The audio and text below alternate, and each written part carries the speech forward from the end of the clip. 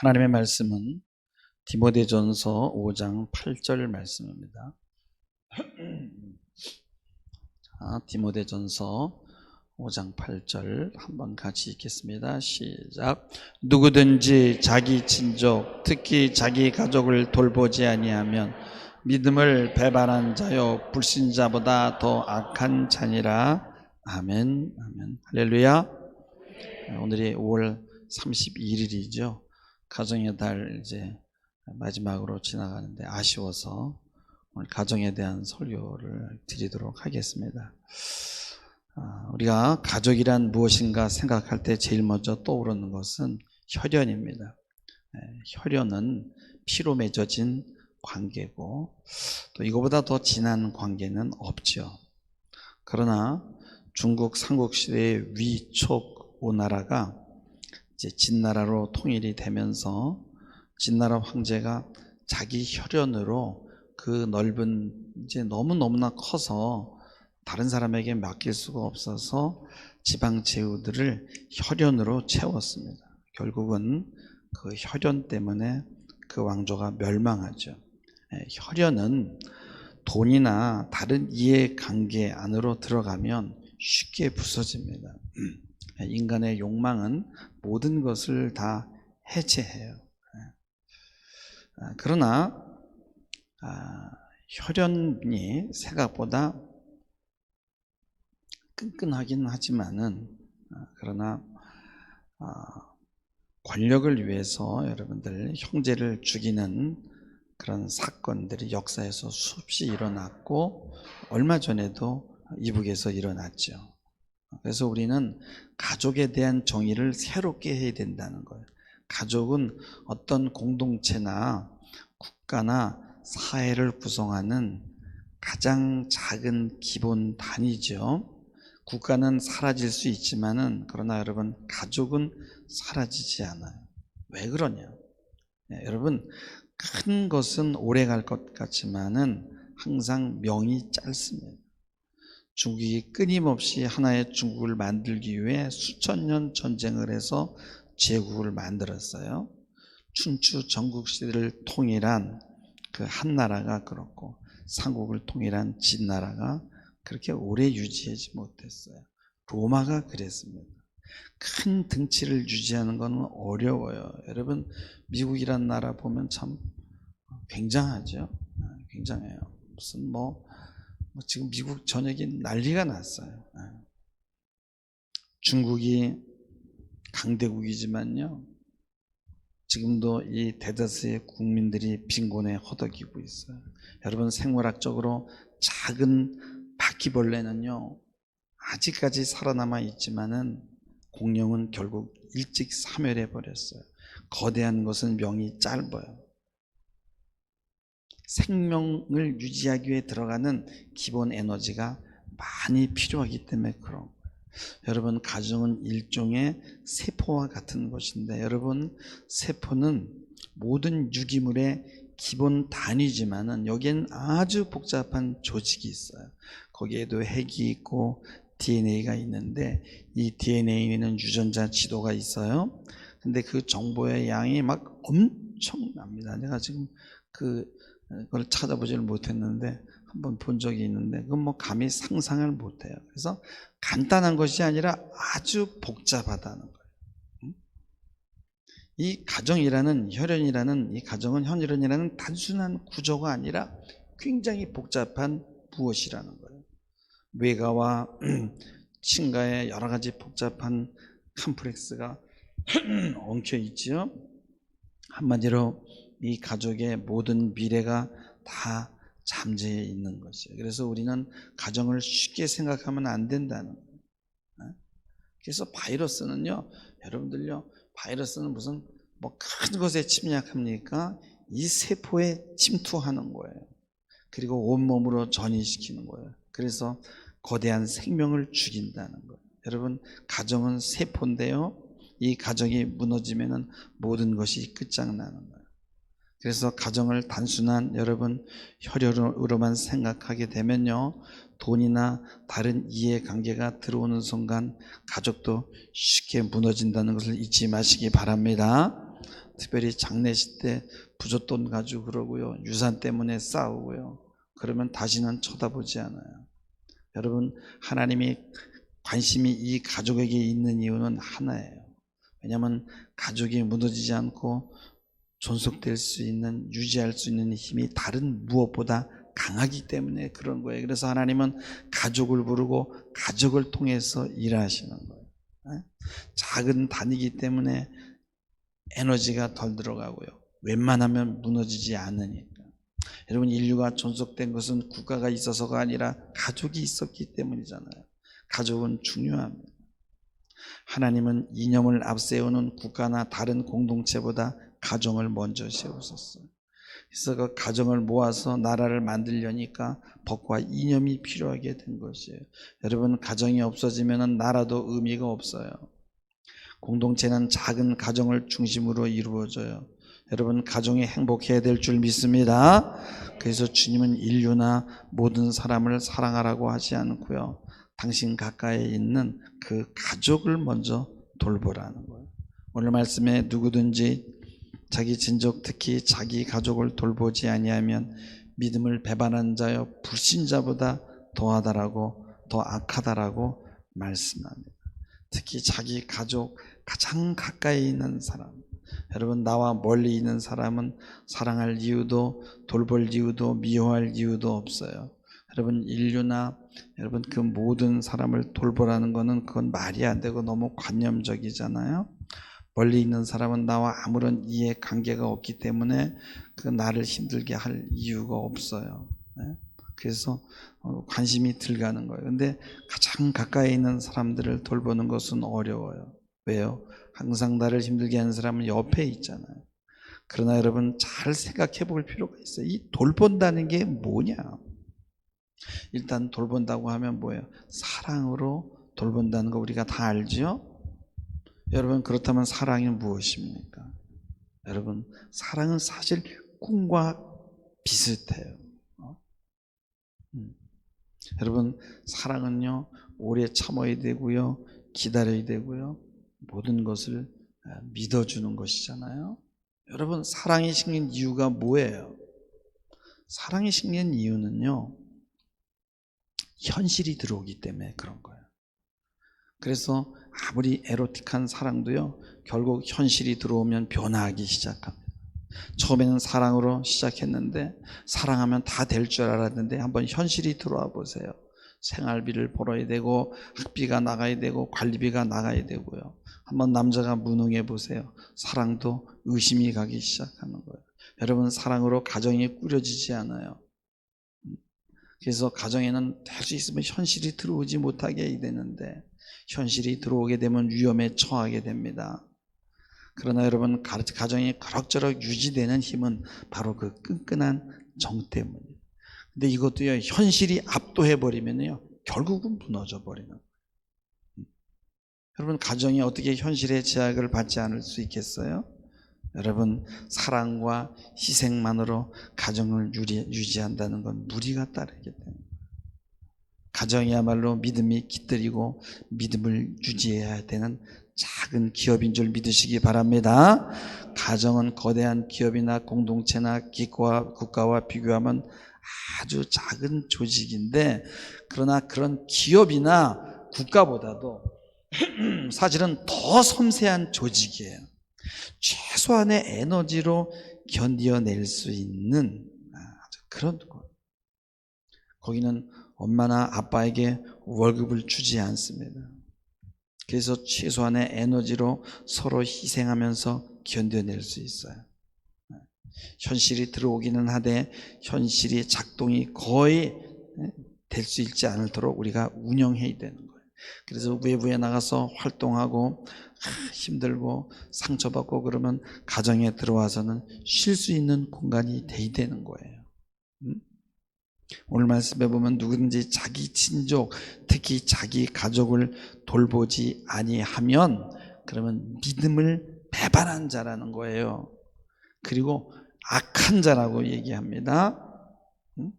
근데 여기서 우리가 가족을 돌본다는 것은 혈연적인 정으로, 끈끈한 정으로 생각하기가 쉬워요. 먹이고 입히고 잘해주고 용돈 주고 내 새끼니까 내 부모니까. 물론 이것도 중요하지만 이것으로는 가정이 꾸려질 수가 없다는 거예요. 왜? 혈연으로는요 이 현실을 막아낼 수 없어요. 현실 앞에는 사랑과 희생도 무너진다는 거예요. 그래서 우리는 인간적이고 이 혈연적인 사랑 말고 다른 사랑이 필요한데, 그것은 지식에 넘치는 바로 그리스도의 사랑이 필요한 거예요. 여러분, 사랑 안에는요, 오늘 우리가 교동문을 읽다가 마지막에 엉뚱하게 들어갔는데 그게 다 하나님의 뜻이야. 오늘 설교 내용이에요. 사랑 안에는요 믿음과 사랑과 신뢰와 참음과 기다림과 그 모든 것들이 다 포함되는 거예요. 그래서 믿음, 소망, 사랑은 항상 있을 것인데 그 중에 제일은 사랑이라. 그러니까 사랑은요 이게 뭐가 사이다가 튀는 게 아니에요. 사랑이 왜 식어요? 이 사람은 아닌 것 같아가 들어오는 것이요. 신뢰가 무너지는 거예요. 기대가 무너지는 거예요. 그래서 믿음이 가지 않는 거예요. 그래서 한계 지어버리는 거예요. 그게 사람이 믿음의 문제인지를 모르는 거예요. 여러분, 믿음은 현실이 아니에요. 믿음은 꿈이고 비전인 줄 믿으시기 바랍니다. 여러분, 믿음은 아직 손에 잡히지 않았지만은 이루어진다는 소망을 갖는 거예요. 손에 잡혔다면 이미 왔기 때문에 믿을 이유가 없어요. 믿음은 아직 실현된 것이 없지만 소망과 기대로 기다리는 것임을 믿으시기 바랍니다. 그래서 믿음은 현실이 들어왔을 때 현실을 이겨낼 수 있는 힘이 되는 거예요. 그래서 믿음으로 가정을 꾸리지 않으면은 그 가정은 위태위태하게 되는 거예요. 가정에 현실이 들어왔을 때 이겨낼 수 있는 방법은 오직 믿음밖에 없어요. 물론 현실이 들어오지 않도록 막아야 되지만요. 목사님, 당장 먹고 살아야죠. 관리비 내야죠. 전기비 내야죠. 물세 내야죠. 생활비 들어가죠. 학비 들어가야죠.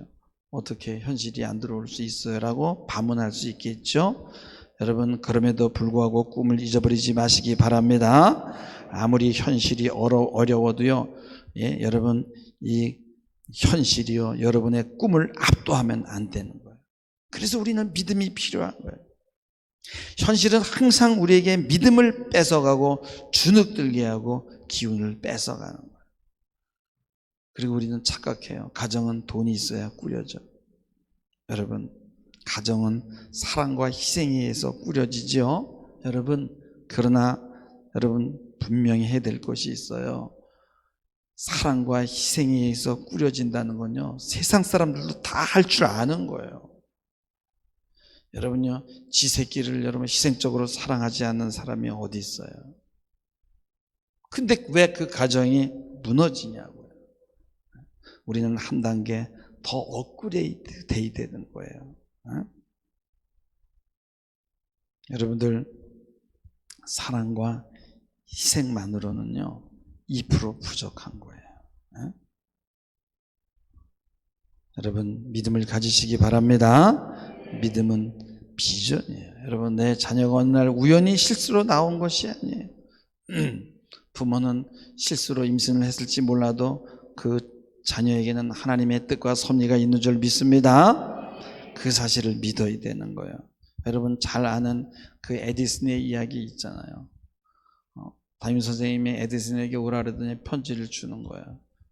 다 풀로다가 꼭꼭 붙였어. 이거 엄마한테 갖다 줘. 엄마가 읽어봤잖아요. 내용이 뭐였어요? 이 아이는 어쩌고 저쩌고 있었죠. 근데 아이가 물어보잖아요. 엄마, 무슨 내용이야? 네가 천재라서 이 학교에서는 너를 가르칠 선생이 없대. 그래서 집에서 엄마하고 공부시키래. 그래서 이 아이는 자기가 천재인 줄 알고 살았어요. 나중에 어머니가 돌아가시고 나서 그 편지를 발견했는데 보니까 이 아이는 전응 아래서 도무지 우리 학교에서는 더 이상 가르칠 수 없으니 학교에 더 이상 보내지 마세요라는 내용이 있었어요. 그래서 그 에디슨이 고백하기를 자기가 그렇게 위대한 사람이 될 수 있었던 것은 바로 어머니의 믿음 때문이라고 그렇게 고백하지 않습니까? 여러분, 가정은 바로 이런 곳이에요. 절대로 현실이 발을 딛지 못하게 하는 거예요. 현실을 그대로 받아들이는 것이 아니다라는 거예요. 그것을 믿음으로 변형시키기를 주님의 이름으로 축원합니다. 가정은 쉴 수 있는 곳이고 힘을 받을 수 있는 곳이고 숨을 쉴 수 있는 곳이고 충손의 장소고 꿈을 꿀 수 있는 곳이에요. 가정은 믿음을 기르고 믿음을 실현하는 장소입니다. 여러분, 가정이 하나의 세포라고 볼 때 이 작은 세포 안에는 유전자 지도가 있고요. 거기에는 결정론적인 것이 들어있어요.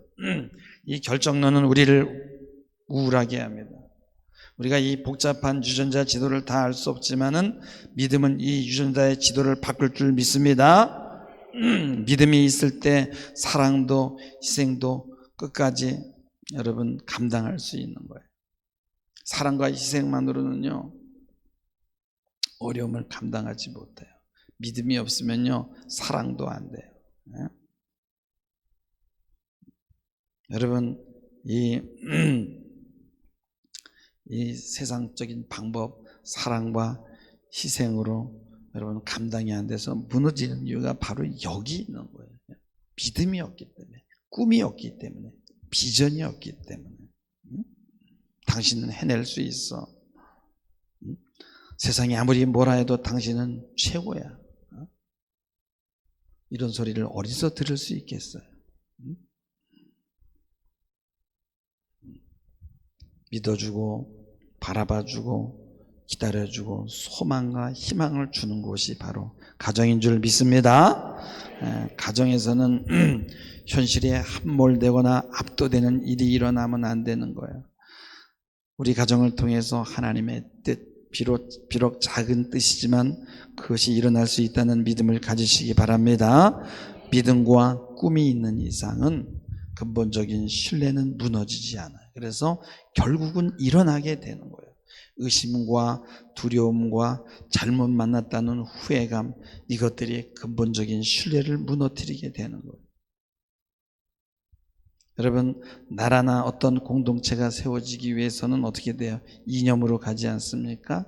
가정은 이념으로 세워지지 않아요. 하나님의 뜻으로 세워지는 거예요. 믿음으로 세워지는 것이에요. 하나님은 개인에게 대한 구체적인 뜻을 가지고 계세요. 그 뜻을 이루기 위해서 나라도 필요하고 큰 공동체도 필요한 거예요. 하나님이 가정을 세우신 이유는요, 여러분, 자녀를 청지기로 맡기기 위해서 그래요.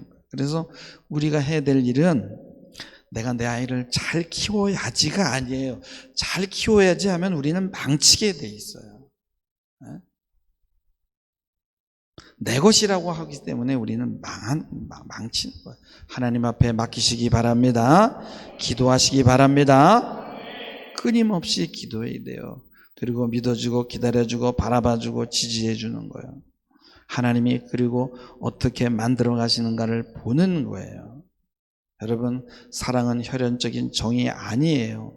동물적이고 에로스적인 것이 아니에요. 그건 아주 부분적인 거예요. 하나님 안에서 믿음의 눈으로 내 자녀와 가족들을 바라보시기를 주님의 이름으로 축복합니다. 이것이 바로 가족을 돌보는 거예요.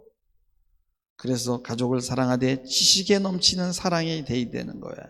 그게 지적인 사랑이에요. 그래서 그것은 기다려주고 바라봐주고 꿈을 성취할 수 있도록 힘을 주는 그런 사랑이에요. 여러분, 현실에 들어온다는 건 끊임없이 뭐예요? 근심과 걱정이 몰려옵니다. 그러나 믿음으로 우리는 이 장애물을 넘어갈 수 있을 줄 믿습니다. 사랑과 희생으로도 넘어는 가는데요, 계속 장애물이 몰려오면 결국은 넘어져. 그래서 여러분의 가정은 교회가 돼야 되는 거예요. 여러분, 교회는 항상 예배가 있어야 되는 거예요. 여러분의 가정에서 항상 예배가 끊이지 않기를 바랍니다. 가정 예배 드려야 됩니다. 그래서 내가 곰곰이 생각했어요. 가정에서 예배를 드리는지 안 드리는지를 체크해야 되겠다. 가정에 예배가 없으면요, 가정이 쓰러지면요, 모든 게 다 무너지는 거예요. 그래서 가정에서 믿음을 훈련하고 골방 기도를 해야 되는 거예요. 하나님이 세운 최초의 교회가 가정이잖아요. 가정은 그럼에도 불구하고 희생하고 그럼에도 불구하고 사랑하는 거예요. 왜 그래요? 믿음이 있으니까.